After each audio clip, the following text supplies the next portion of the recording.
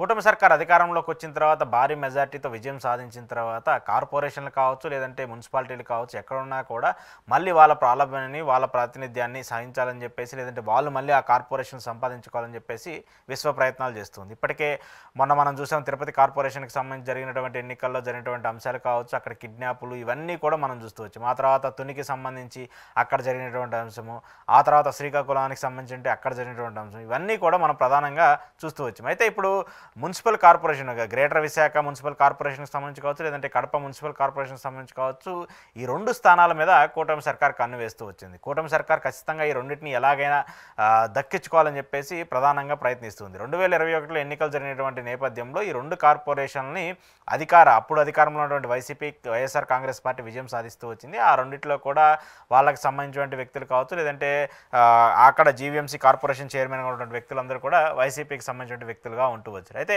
కూటమి సర్కార్ అధికారంలోకి వచ్చిన తర్వాత ఈ రెండింటిని కూడా కైవసం చేసుకోవడానికి విశ్వ ప్రయత్నాలు చేస్తుంది. దానికి సంబంధించి గ్రేటర్ విశాఖ మున్సిపల్ కార్పొరేషన్కి సంబంధించి అక్కడ అవిశ్వాస తీర్మానాన్ని పెట్టాలని చెప్పేసి కూటమి నిర్ణయించుకుంటూ ఉంది. కూటమి నిర్ణయించుకుంటూ ఉన్నటువంటి నేపథ్యంలో అక్కడ అవిశ్వాస తీర్మానం పెట్టాలంటే 2/3 మెజార్టీ ఖచ్చితంగా కావాల్సి ఉంటుంది. దానికి సంబంధించి కూటమికి అక్కడ మెజార్టీ లేకపోయినప్పటికీ కూడా ఎవరైతే వైసీపీకి సంబంధించిన కార్పొరేటర్లు అందరూ ఉన్నారో వాళ్ళందరినీ కూడా కూటమిలో జాయిన్ చేసుకొని వాళ్ళ మద్దతుతో అవిశ్వాస తీర్మానం పెట్టడానికి డిసైడ్ అయిపోయింది కూడా. అయితే మొత్తం 2021లో జరిగినటువంటి గ్రేటర్ విశాఖ మున్సిపల్ కార్పొరేషన్ ఎన్నికలకు సంబంధించి చూసుకుంటే మొత్తం 98 స్థానాలు ఉంటే అక్కడ 98 స్థానాల్లో 59 స్థానాల్లో వైసీపీ పార్టీ కైవసం చేసుకుంటే మిగతా స్థానాలన్నింటినీ కూడా అక్కడ ఉన్నటువంటి అప్పుడు కూటమికి సంబంధించిన జనసేన, టీడీపీ వీళ్ళు కైవసం చేసుకుంటూ వచ్చారు. అంటే అప్పుడు విడివిడిగా ఉన్నారు కాబట్టి ఎక్కువగా మెజార్టీ టీడీపీ గెలుచుకుంటూ వస్తే 1-2 స్థానాల్లో మాత్రమే అక్కడ జనసేన పార్టీ ప్రారంభమై ఉంది. వాళ్ళు ఇద్దరు మాత్రమే ఉన్నారు. అయితే ఆ తర్వాత టీడీపీకి సంబంధించి ఇప్పుడు అవిశ్వాస తీర్మానం పెట్టాలన్నా, లేదంటే అక్కడ ఉన్నటువంటి వైసీపీ కార్పొరేషన్ సంబంధించిన చైర్మన్ తప్పించాలన్నా కూడా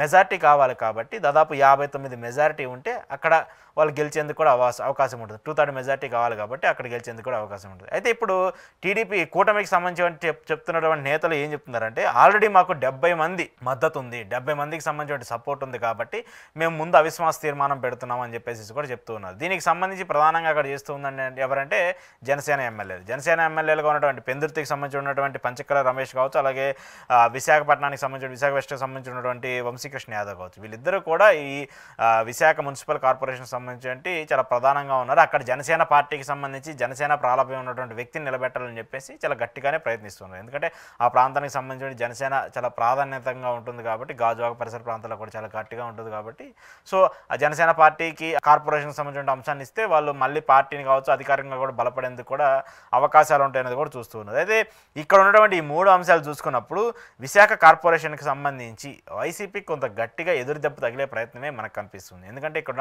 గతంలో వాళ్ళకి పూర్తి స్థాయిలో మెజార్టీ వచ్చినప్పటికి కూడా ఇప్పుడు ఉన్నటువంటి కార్పొరేటర్లు అందరూ కూడా ఒక్కొక్కరుగా పార్టీలు మారి కూటమిలో చేరటము, నిన్న డైరెక్ట్గా కూడా వాళ్ళ ఆ లేఖలో ఏదైతే ఉన్నారో వాళ్ళకి మాకు 70 మంది సపోర్ట్ ఉందంటూ కూడా లేఖలో ఉన్నటువంటి కార్పొరేటర్లు అందరూ కూడా సంతకాలు పెట్టేసేసి కలెక్టర్కి ఒప్పుకొచ్చారు. కలెక్టర్ గారు దానికి సబ్మిట్ చేసి కలెక్టర్ గారు యాక్సెప్ట్ చేసిన తర్వాత మళ్ళీ దాన్ని తీసుకెళ్లి ఎన్నికల కమిషన్కి సబ్మిట్ చేయాలి. ఎన్నికల కమిషనర్ వాళ్ళు అప్పుడు సరిచేసి అవిశ్వాస తీర్మానం పెడితే ఇక్కడ జీవీఎంసీలు గ్రేటర్ విశాఖ మున్సిపల్ కార్పొరేటర్లు అక్కడ ఉన్నటువంటి వైసీపీ వ్యక్తిని తొలగించి మళ్ళీ కూటమికి సంబంధించిన వ్యక్తి ఆ చైర్లో కూర్చునే పరిస్థితి కనిపిస్తుంది. దీనికి సంబంధించి కూడా వడివడిగా అడుగులు పడుతున్నాయి, అడుగులు వేస్తూ ఉన్నారు. అక్కడ ఖచ్చితంగా అడుగు పెట్టాలని చెప్పేసి ఎట్లా అయినా జనసేన పార్టీనో లేదంటే టీడీపీ సంబంధించిన వ్యక్తి ఎవరిని పెడతారో వాళ్ళది పక్కన పెడితే వాళ్ళు మాత్రం చాలా గట్టిగా ప్రయత్నిస్తూ ఉన్నారు జీవీఎంసీని కూటమి సర్కార్ దక్కించుకోవడానికి. మరి ఈ అంశాలన్నీ చూస్తూ ఉన్నప్పుడు ఎలాంటి పరిణామాలు జరుగుతాయనేది కూడా పెద్ద ఎత్తున చర్చ జరుగుతుంది. అయితే అక్కడ ఆ ప్రాంతానికి సంబంధించి ఎమ్మెల్సీగా ఉన్నటువంటి బొత్స సత్యనారాయణ విశాఖ పీఠాన్ని కాపాడుకోవడానికి చాలా ప్రయత్నాలు చేస్తున్నారు. ఎవరైతే పార్టీ మారినటువంటి వ్యక్తులు ఉన్నారో వాళ్ళందరినీ కూడా మళ్ళీ తిరిగి పార్టీలోకి తీసుకొచ్చి ఎలాగైనా ఇక్కడ తమ స్థానాన్ని నిలబెట్టుకోవాలని చెప్పేసి కూడా ప్రయత్నిస్తున్నారు. ఇప్పటికే 4 సంవత్సరాలు పూర్తి చేసుకుంటూ వచ్చింది, ఇంకా తక్కువ పరిమితే ఉంది కాబట్టి ఈ కూటమి సర్కార్ అధికారంలోకి వచ్చిన తర్వాత కూడా ఎందుకు దాన్ని మిస్ చేసుకోవాలనేటువంటి ఒక ప్రక్రియ అయితే కూటమికి కనిపిస్తుంది. సో ఈ అంశాలన్నీ చూసుకున్నప్పుడు గ్రేటర్ విశాఖలో వైసీపీ పార్టీ తమ బలం నిలుపుకోవడం కోసం చాలా ప్రయత్నాలు చేస్తుంటే కూటమి మాత్రం ఎట్లా అయినా వాళ్ళని దించేసి తమ ప్రభుత్వానికి సంబంధించిన వ్యక్తిని మళ్ళీ అధికారంలోకి తీసుకురావాలని చెప్పేసి విశ్వ ప్రయత్నాలు చేస్తూ ఉన్నారు. మరి దీనికి సంబంధించి ఎన్నికల కమిషన్ తీరు ఎలా ఉంటుంది, అవిశ్వాస తీర్మానాన్ని యాక్సెప్ట్ చేస్తారా, తీర్మానాన్ని యాక్సెప్ట్ చేసి కొత్త వ్యక్తులకు అక్కడ అవకాశం ఇస్తారనేది మాత్రం చూడాలి. ఏది ఏమైనప్పటికీ ఈ ప్రలోభాలు ఒక పార్టీ నుంచి ఒక పార్టీలోకి చేరికలు మాత్రం ఇంకా కంటిన్యూ అవుతూ ఉన్నాయి.